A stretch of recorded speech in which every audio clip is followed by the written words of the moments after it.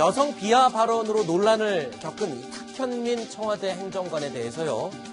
여당 여성 의원들이 영부인 김정숙 여사에게 탁 행정관에 대한 조치를 취해달라 이런 요청을 했던 것으로 알려졌어요. 어떤 요청이었습니까? 지난달 23일이죠. 청와대로 김정숙 여사가 더불어민주당의 여성 의원들 다 초청해서 식사를 하면서 이제 덕담이 오갔었는데 그 중에 중진 의원들이 탁현민 행정관에 대해 조치가 필요하다라고 김정숙 여사에게 건의를 했고, 근데 김정숙 여사는 거기에 대해서 가타부타 특별한 얘기를 안 했다고 합니다. 네.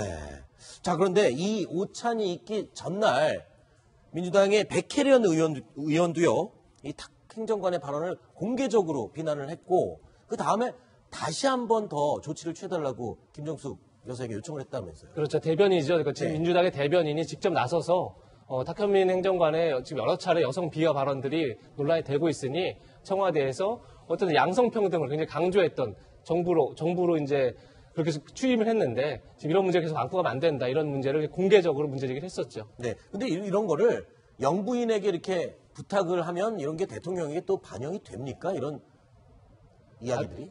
가장 가까이 있는 사람은 영부인 아니겠습니까? 그렇죠. 가장 또 이제 오랜 시간 밤에도 같이 있는 시간이 오래 있을 테고요. 그래서 아무래도 이제 그런 부분 이제 대통령한테 굉장히 그러니까 거칠지 않고 그냥 편하게 얘기할 수 있는 사람이 김정숙 여사였던 것 같고, 또 하나는 이제 아까 말씀드린 것처럼 양성평등이라는, 그리고 그러니까 여성 비하에 문제가 있기 때문에 영부인이 그것을 나서는 모습도 나쁘지 않을 거다 이런 판단이 있었던 것 같습니다. 네.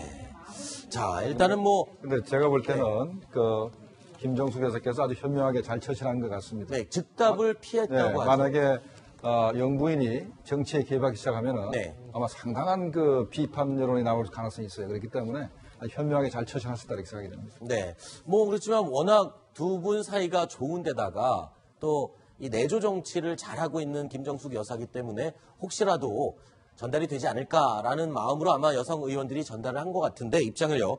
글쎄요, 탁 행정관이 지금 G20 순방도 같이 따라간 걸로 알고 있는데, 문재인 대통령이 돌아와서 과연 탁 행정관의 손을 놓을 수 있을지 그 부분이 어떻게 예측을 하십니까? 어떻게 보세요? 저도 여기 방송 들어오기 전에 궁금해서 사실 청와대 출입하는 친구한테 물어봤습니다. 어떨 것 같냐? 분위기가 어떤지.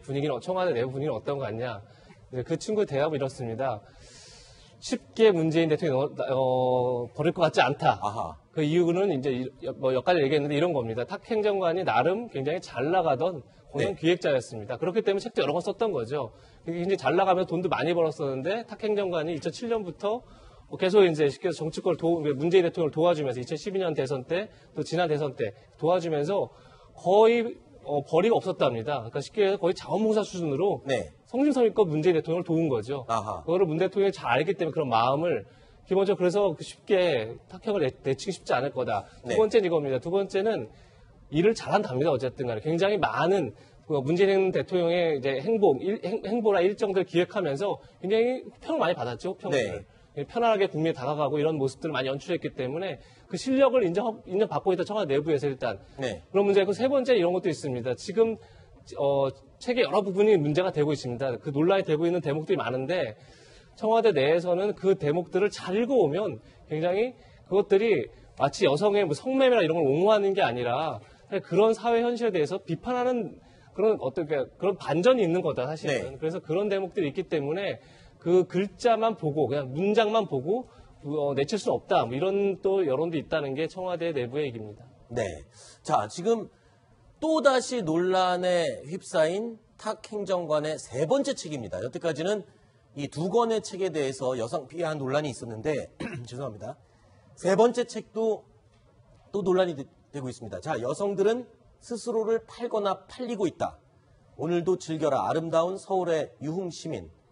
자, 이 부분들이 지금 성매매를 옹호하는 부분이 아니냐라고 비판을 받고 있는데, 이 부분에 대해서 또 청와대에서는 해명을 이렇게 하고 있습니다. 그러니까 반어적으로 이거를 표현한 거다, 이렇게 얘기를 한다면서요. 근데 이제 청와대에서는 그렇게 해명을 하는데, 또 그 책을 읽어본 사람에 따르면 반어적인 표현이라고 보기에는 좀 사실과 다른 것 같다. 아하. 예, 이렇게 또 얘기를 하고 있어요. 그 주장이 좀 엇갈리는데, 저는 제가 직접 그 책을 안 봤으니까 그 부분에 대해 직접 판단하기는 어렵지만, 그렇게 서로 판단이 엇갈린다라는 것은 문제가 있다라는 얘기죠, 기본적으로. 그리고 지금 탁현민 행정관의 문제는 이게 능력 여부 이런 걸 떠나서 이 부분이 하나의 이제 문재인 대통령의 이미지로 지금 연결이 되고 있는 겁니다. 네. 그러니까 문재인 대통령에 대해서 야당만이 아니고 지금 민주당, 정의당까지 다 여성 의원들 중심으로 해서 탁현민 행정관의 경질 필요성 네. 아니면 자진 사퇴 필요성을 주장을 하고 있는데 네.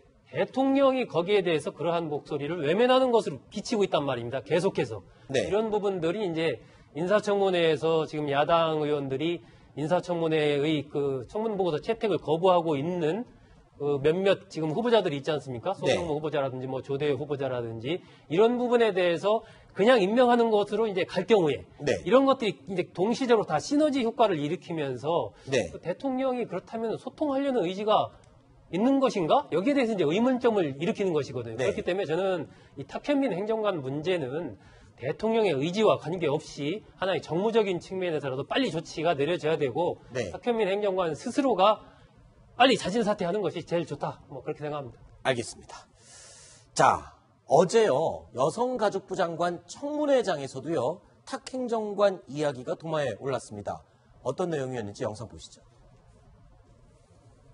저는 적절치 않다고 생각하고요. 저희 여성가족부의 우려사항을 청와대에 전달한 바 있습니다. 근데 우려사항을 전달했다고 그러셨는데 어떤 우려사항을 어떻게 전달했다는 것입니까?